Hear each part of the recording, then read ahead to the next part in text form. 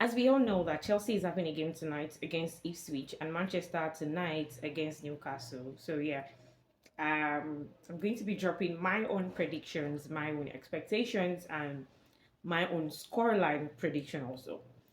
And I'm going to try to keep it as simple and concise as possible. Yep, let's do this. Now for Chelsea, I sincerely think that Chelsea would need to try and get back to their winning ways tonight against Ipswich. I mean, after saying that their Premier League title charge faltered during the festive period, all they have to do right now is to ensure that before the new year they go back to winning ways.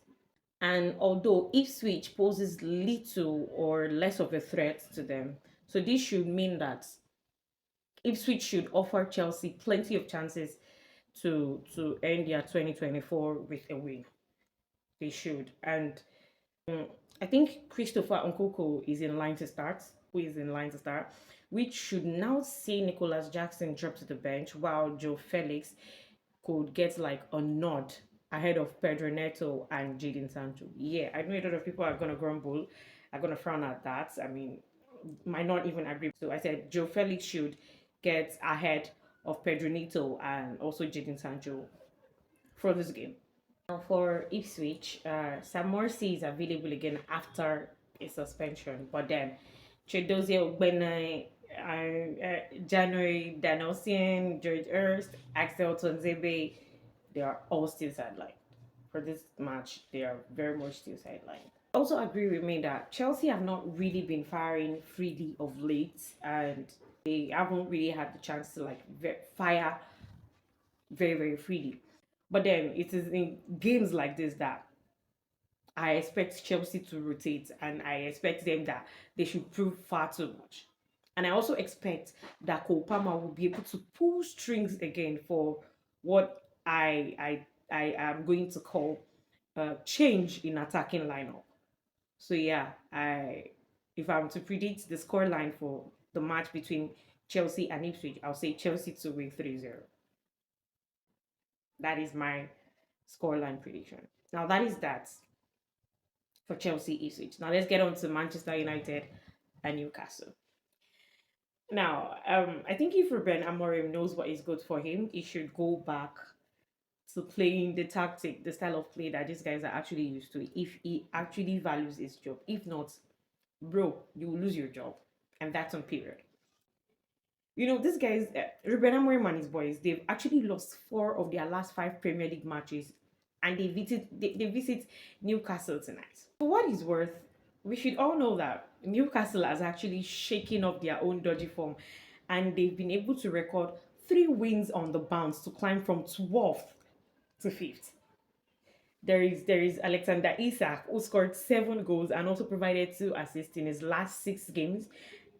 And if I were Ruben Amorim, I wouldn't bet against what he can do at Old Trafford. I think he's going to try and want to tally that range at the Old Trafford. So as it is, Isak can turn any defender. Not to now talk of Harry Maguire, Lisandro Martinez, or even the league if he gets the nod.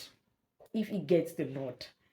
Not to mention, Manchester United is actually going to be without their captain, uh, Bruno Fernandes, because I mean he picked up his 3rd red card of the game, and Manuel Ugarte is also going to miss the match because I mean 5 yellow cards a year. It's a no-show for the match. That then should mean that Christian Eriksen, Casemiro would come into the team, and Alejandro Garnacho should push for his first starts since like December 12th. And we all know that Marcus Rashford is still exiled, so not expected to be on this game. Not expected to be on this game at all. And Newcastle, Tino Livramento is expected to shake off his illness. I mean, I expect him to. Yep. And Kieran Trippier should drop to the bench. Then Jacob Murphy, I think he has firmly established himself in the front 3. So there should be no place for Harvey Barnes. Botman is getting closer. He's getting closer, but he shouldn't be allowed to feature in the final game of the year if they do not want to sell out that much. It's pertinent for us to also remember that Newcastle won at Old Trafford a little over 12 months ago in the Carabao Cup. We all know that the hosts are going to be playing for a point.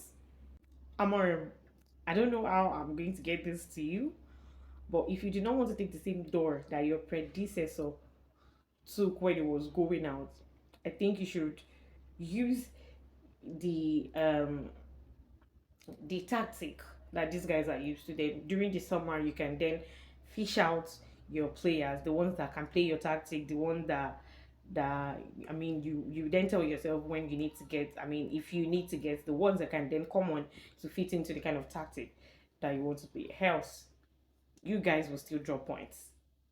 And also for my scoreline prediction, I sincerely think Newcastle is going to win Manchester United. I mean, on paper, it is bold. Like it is very, very glaring to all of us that Newcastle will win Manchester United. So I'm going to predict a 2-0 win for Newcastle against Manchester United. Except Amorim does something that we did not see coming. I mean, even if he gets conservative with his tactic, it's still going to get them burnt. So yeah. I predict a 2-0 win for Manchester. I predict a 2-0 win for Newcastle against Manchester United. But then let us all do what? Let us all keep our fingers crossed and see what these guys have in store for us tonight. I'll see you guys again right after the match. My name still remains at DJK at DBC. Stay tuned. I love you.